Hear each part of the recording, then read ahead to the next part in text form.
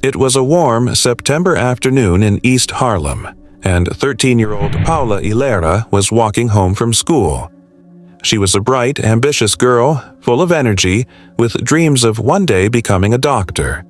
Her family had immigrated to Colombia just a few years earlier, searching for better opportunities, and Paola had embraced her new life with enthusiasm. She was well-liked among her classmates, loved to dance, and often helped her younger siblings with their homework. To her family, she was more than just a daughter. She was their hope for the future. But that hope was shattered when she didn't come home that evening. At first, her mother assumed she had simply stayed late with friends. But as the hours stretched on and calls to her went unanswered, worry turned to panic. The family searched the neighborhood, knocking on doors, calling out her name, asking anyone if they had seen their little girl. But no one had. It was as if Paola had vanished into thin air. Then a call came in that no parent should ever have to receive. A man, walking his dog along a footpath near the East River, had stumbled upon something horrifying: a young girl's body lying motionless beneath a footbridge. Police arrived within minutes, and among them was Detective Gary Dugan. As he examined the scene, he noticed that her hands were placed at her sides as if she had been gently laid down. There were no immediate signs of trauma, but as an ambulance technician carefully lifted her sweater, the gruesome truth was revealed. She had been stabbed in the chest. And there was something even more chilling. A ligature was wrapped tightly around her neck. The absence of blood at the scene suggested that this wasn't where she had died. Someone had killed Paola elsewhere and then discarded her body like an object, left to be found by a stranger. Her family's worst fears were confirmed when they were called in to identify her. Their bright, beautiful girl was gone. While detectives struggled to find leads, another tragedy was unfolding just days later. A fire broke out on the rooftop of the George Washington housing complex in Harlem. Firefighters arrived and quickly doused the flames, assuming it was nothing more than a pile of burning trash. But as the smoke cleared, they made a horrific discovery. What lay in the ashes was not garbage, it was a human body, burned beyond recognition, drenched in gasoline. Someone had tried to erase their crime in the most brutal way possible. It didn't take long to identify the victim. She was Yohalis Castro, an 18-year-old girl from the Bronx. Yohalis had been missing for several days. She had last been seen alive making a phone call from her home, setting up a meeting with someone she trusted. That trust had led her to her death. Detectives immediately began retracing her final steps. Phone records showed that in the hours before she disappeared, Yohalis had been in contact with a woman named Cynthia Key, who lived in East Harlem. When detectives questioned Cynthia, she claimed not to know Yohalis.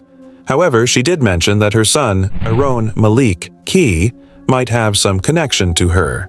The detectives ran Aaron's name through their system and found that he had a history of robbery and time spent in a correctional facility. But at that moment, there was no hard evidence linking him to Yohalis's murder. With no immediate proof, the case, like Paola's, eventually went cold. A year passed. Then the nightmare returned. It was early morning at the Taft housing projects, and a resident was making her way down the stairs, forced to walk due to the elevators being out of order. As she reached the 15th floor landing, she saw what appeared to be a woman lying down. At first, she assumed the woman was simply asleep, but as she stepped closer, the truth became horrifyingly clear. The woman wasn't sleeping. She was dead. The police were called, and soon detectives Scott Wagner and Mike Ulaco arrived at the scene. The victim was lying on her back, partially covered with a shirt as if someone had tried to hide her even in death. Underneath, she was completely nude. Her body was quickly transported to the medical examiner's office, where she was identified as 18-year-old Rashida Washington, a local resident known for her kindness and infectious laugh. Rashida had disappeared the night before while walking home. The autopsy revealed that she had been strangled, and there were clear signs that she had been sexually assaulted. But this time, the killer had left behind something that would change the course of the investigation forever: DNA.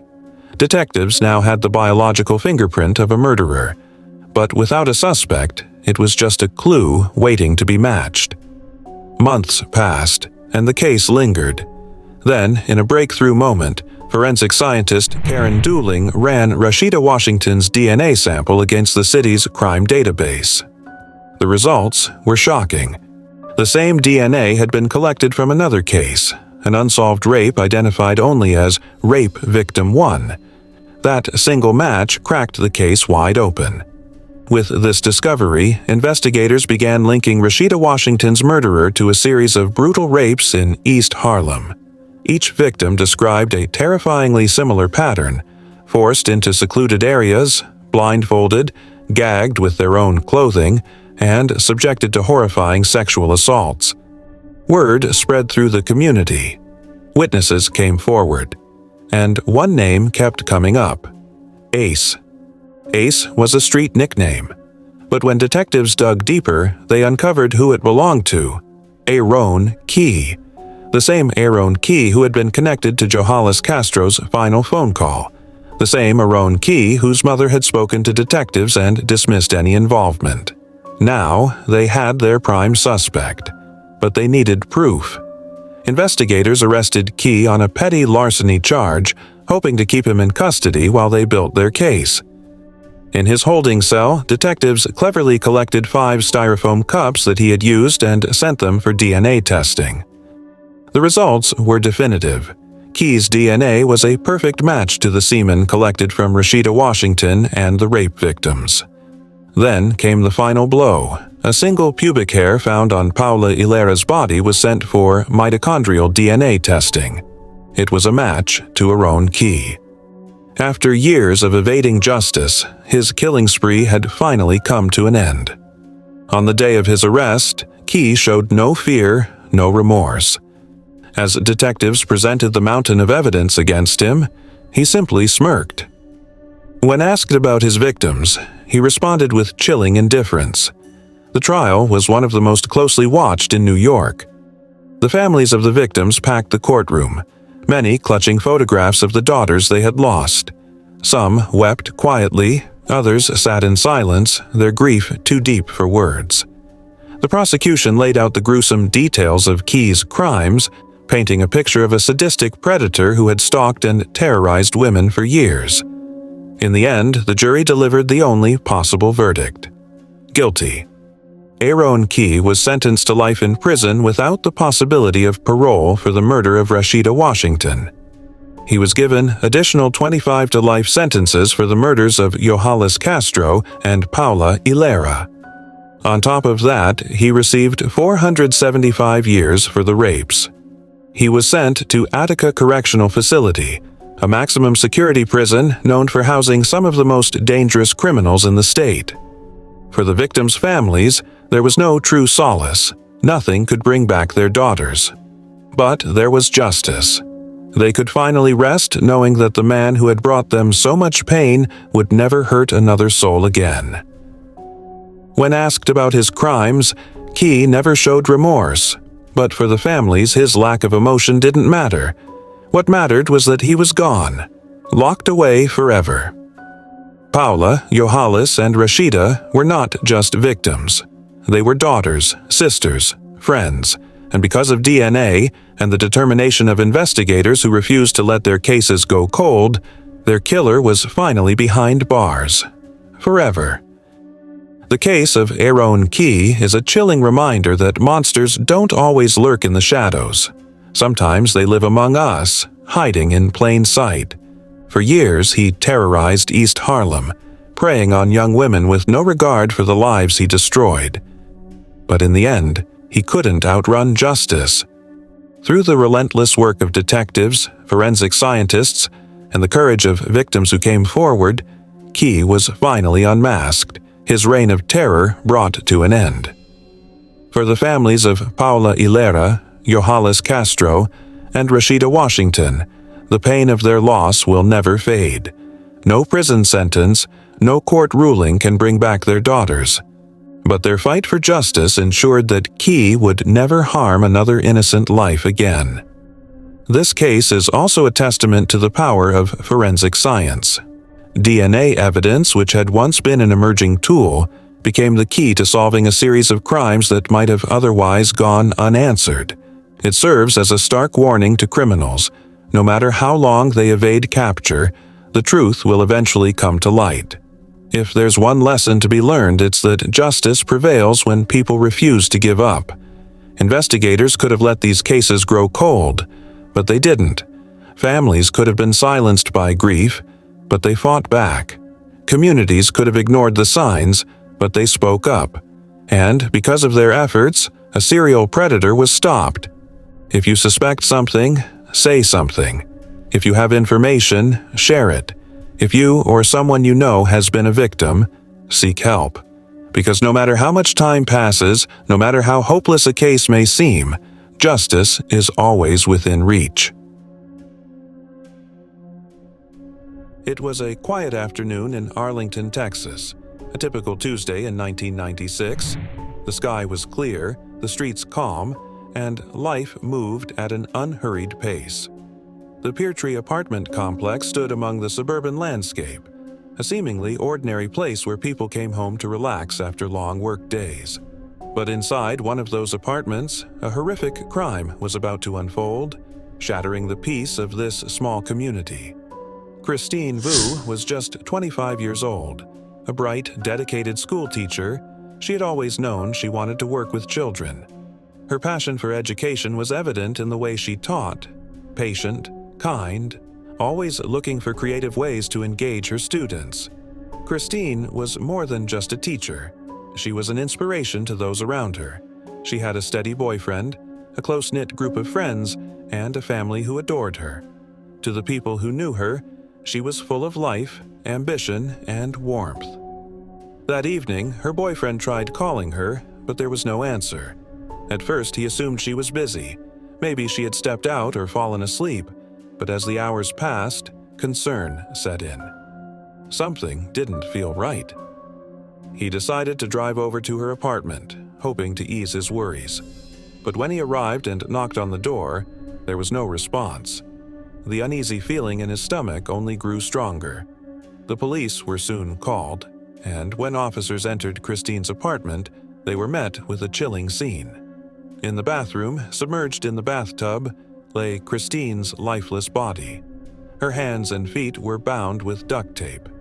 She had been stripped of her clothing, her dignity, and ultimately, her life. The cause of death was clear. She had been strangled. The brutality of the crime sent shivers down the spines of the officers on the scene.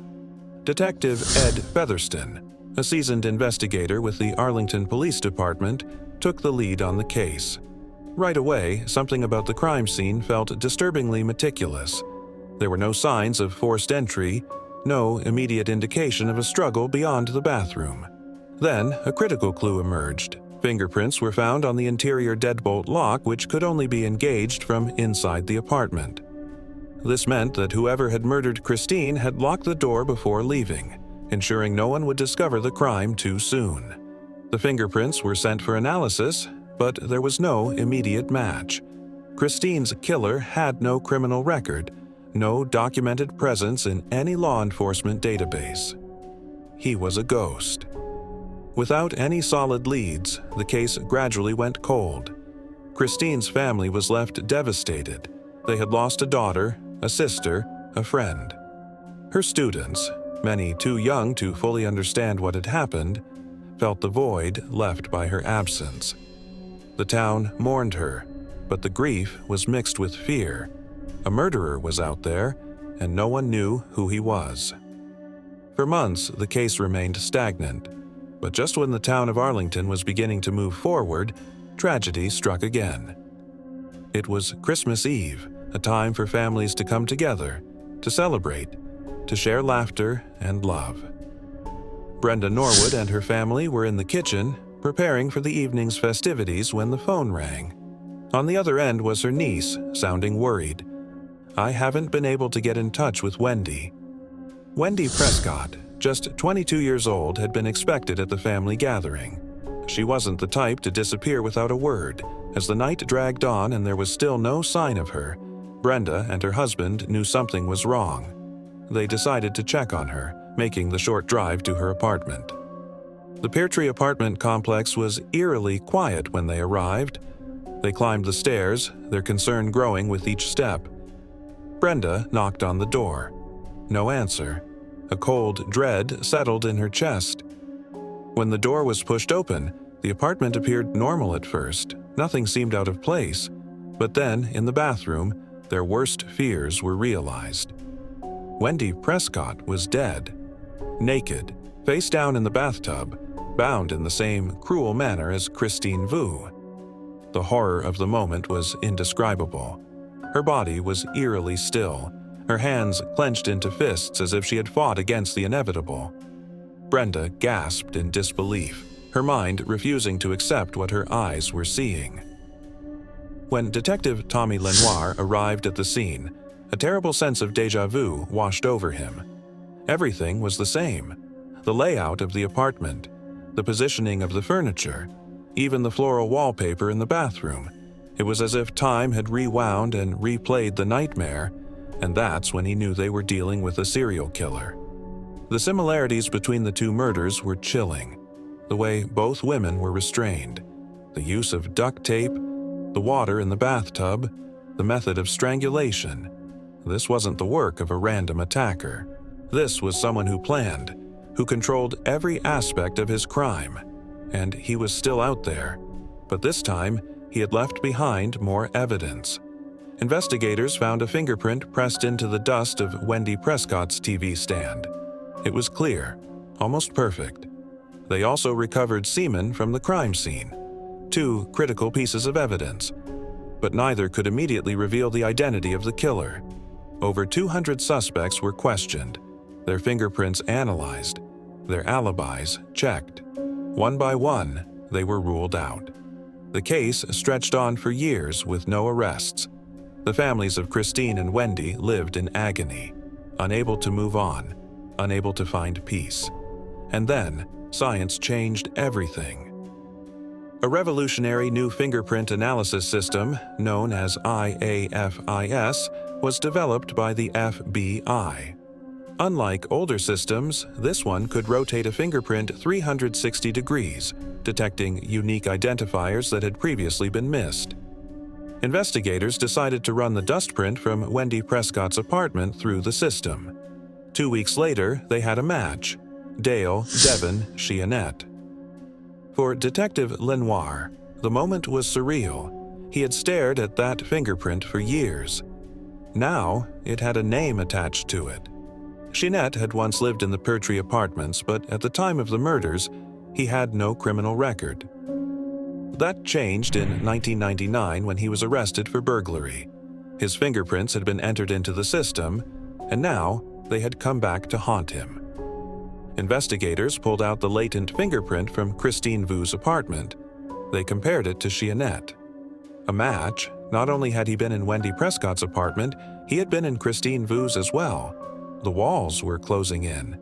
When police confronted Chionette, he denied everything. He refused to provide a DNA sample and refused to acknowledge the evidence against him. But the forensic proof was overwhelming. DNA analysis confirmed that the semen found at both crime scenes belonged to him. On January 8, 2003, Dale Devon Chionette was found guilty of capital murder. His punishment? Death. For years, he sat on death row, filing appeal after appeal. But on February 10, 2009, at the Texas State Penitentiary in Huntsville, justice was finally served. Dale Devon Chionette was executed by lethal injection. For the families of Christine Vu and Wendy Prescott, there was no joy in his death, only the cold satisfaction of knowing he would never hurt anyone again. The wounds of their loss would never fully heal, but they could at least close this chapter of their grief. And for the town of Arlington, a nightmare had finally come to an end. Justice was served, but no verdict, no execution, could bring back Christine Vu or Wendy Prescott. Their families will forever carry the weight of their loss, their lives forever changed by the actions of a predator who stole so much from them. Yet, their fight for justice ensured that their loved ones were never forgotten. The relentless pursuit of truth by law enforcement, combined with the advancements of forensic science, proved that no matter how long it takes, justice can and will be found. Cases like this remind us of the importance of staying vigilant, of using technology to its fullest potential in solving crimes, and of never giving up on those who can no longer speak for themselves. Ruth Masters had always been a person full of promise. Born and raised in Plymouth, Massachusetts, Ruth was a woman with quiet strength and an unwavering sense of independence. A devoted wife to her husband and a caring mother to her 2 young children, Ruth was the kind of person who embodied the warmth of family and the gentleness of a peaceful community. She had a love for the outdoors, and in her free time she would often ride her bike through the trails near Miles Standish State Forest, a place she knew like the back of her hand. Ruth's family life was idyllic. She had a steady job, a home filled with love, and dreams of watching her children grow up in a world of opportunity. Ruth was the kind of woman who would never have been caught off guard by anything threatening. At least, that's how it seemed. But that all changed on one fateful afternoon in the summer of 1981. On that day, Ruth's life was tragically cut short as she was violently attacked while riding her bike down a familiar path into the woods. The family that loved her was about to experience a nightmare they could never have imagined, one that would unfold in the following months, eventually becoming one of the most haunting cold cases in Massachusetts. It was a sunny summer day, just after 1 p.m., when Ruth Masters left her home, kissed her children goodbye, and set off on what she thought would be a peaceful ride. She headed down the bike path into the woods, a familiar trail she had taken countless times before. But on this day, things were different. As Ruth rounded a bend, she came face to face with a man emerging from the shadows of the trees. In his hands, he gripped a .22 rifle, his eyes cold and intent. The man struck Ruth in the head with the butt of the rifle, crushing her skull, and dragged her body into the woods. No one saw it happen. No one knew she was missing until it was too late. As nightfall arrived, Ruth was still nowhere to be found. Her family, frantic with worry, called the authorities, and a massive search was launched the next morning. Over 100 people combed through the dense forest, canvassing 25 square miles of land. After hours of scouring the area, Ruth's body was discovered less than 150 feet off the bike path. What they found was nothing short of grotesque. Ruth's skull had been crushed and her body had been mutilated. The details of the crime were horrific, shocking even to the seasoned detectives of Plymouth. It was clear that Ruth had been savagely attacked. Her jacket had been torn from her body, and a .22 rifle magazine clip was found nearby. But even with all of these clues, the case remained a mystery. There were no signs of sexual assault and no forensic evidence that could be linked back to the killer. The .22 clip found at the scene yielded no fingerprints, and there were no immediate leads. A park ranger reported seeing a blue car with black roof racks parked near the scene earlier that day, but the car and its owner remained a mystery. As the weeks turned to months, Ruth's family was left in a state of despair. They had no answers, no closure, and no one to blame. The pain of their loss was compounded by the fear that her killer might never be found. The case grew colder with each passing day until it seemed that Ruth's death would become just another unsolved tragedy. But then, in October of the same year, a new lead emerged that would reignite the investigation into Ruth's murder. On October 1st, 1981, a young woman named Laura Lee Clark hitchhiked near Cape Cod's Bourne Bridge. She was picked up by a man who, after driving a few miles, suddenly pulled off the road and attacked her with a knife. The man, later identified as Eric Anderson, tried to assault her, but Laura managed to escape and ran to safety. She quickly reported the incident to Plymouth police. Detective George Madsen was struck by two key details from Laura's account. First, the attacker had used a knife, and second, the man had been driving a blue car, a detail that matched the description of the vehicle seen near Miles Standish Park on the day Ruth was murdered. Madsen wasted no time in tracking down the car's owner, a 50-year-old man named Eric Anderson. When questioned, Anderson seemed unusually calm and even confessed to the assault on Laura Clark, though he denied any involvement in Ruth Masters' murder. But there were too many coincidences. Anderson's vehicle, the black roof racks that matched the ones seen at the scene of Ruth's death, and his criminal history. He had served time for breaking and had been previously convicted of assault with intent to rape. Still, there was no concrete evidence linking him to Ruth's murder. As the months passed, the investigation went cold once more. Eric Anderson remained a suspect, but without proof, the police had no choice but to move on. Ruth Masters' case lingered in the files, unsolved, and Anderson was eventually forgotten. Years passed. Eric Anderson was eventually paroled after serving time for the assault on Laura Clark, but his violent tendencies did not disappear. In 1999, a similar incident occurred in Maine. A woman named Edith McKendry was attacked by an elderly man while offering him a ride. She fought him off, sustaining multiple injuries in the process. Her description of the man, along with the details of the attack, led Maine State Trooper Brian Smith to recognize the perpetrator as Eric Anderson. This time, Anderson was arrested, and it didn't take long for him to confess to the attack on Edith. He was sentenced to 25 years in prison.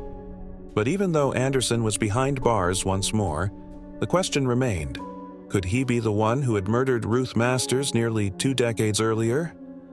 The cold case file was reopened, and this time Detective Rick Nagel of the Massachusetts State Police Cold Case Squad took over the investigation. Nagel spent years piecing together the puzzle. Finally, in prison, an inmate came forward with a crucial detail. Eric Anderson had confessed to the murder of Ruth Masters to him. Anderson described the attack with disturbing clarity, even admitting that he had heard someone approaching the scene and fled before he could bury Ruth's body. 3 more inmates came forward, all convicted murderers, all willing to testify against Anderson. Their testimonies painted a chilling portrait of a man whose hatred for women ran deep, and whose crimes were committed without rhyme or reason. And in 2007, after years of painstaking investigation and courtroom drama, Eric Anderson was finally put on trial for the murder of Ruth Masters. The trial was a difficult one. There was no physical evidence, no eyewitnesses, and no confession from Anderson himself, but the testimony of the inmates, combined with the circumstantial evidence, was enough to convince the jury. After 9 hours of deliberation, they found Eric Anderson guilty of murder. Anderson, now 76 years old, was sentenced to life in prison without the possibility of parole. He was sent to Massachusetts State Prison, where he would spend the rest of his days. For Ruth's family, the verdict was a long-awaited sense of relief, but the pain of losing her would never fully go away. The years without closure had taken a toll, but at least now they knew that the man who had taken Ruth from them would never be free again. As for Eric Anderson, the killer's perspective was chillingly indifferent. In a statement made to the press, he showed no remorse for his crimes, and instead offered only a chilling reflection on the violence he had inflicted on innocent women. He had spent years evading justice, but in the end, it was the bravery of inmates, the tireless work of investigators, and the persistence of Ruth's family that brought him to justice. Ruth's case was no longer just a cold file. It was a testament to the power of perseverance, the strength of a community that refused to forget, and the unyielding drive for justice that spanned over 2 decades. If there's one thing the case of Ruth Masters teaches us, it's that justice is never out of reach, even when it seems impossible. It took 26 years, relentless detectives, and the voices of those willing to stand up for the truth to finally put Eric Anderson behind bars for good, but there are still too many cold cases left unsolved and too many families waiting for answers. If you have any information, no matter how small, about an unsolved case, speak up. Contact your local law enforcement, share what you know, and help bring justice to the victims who can no longer speak for themselves. And if you or someone you know is in danger, don't wait. Seek help, reach out, because no one deserves to be forgotten.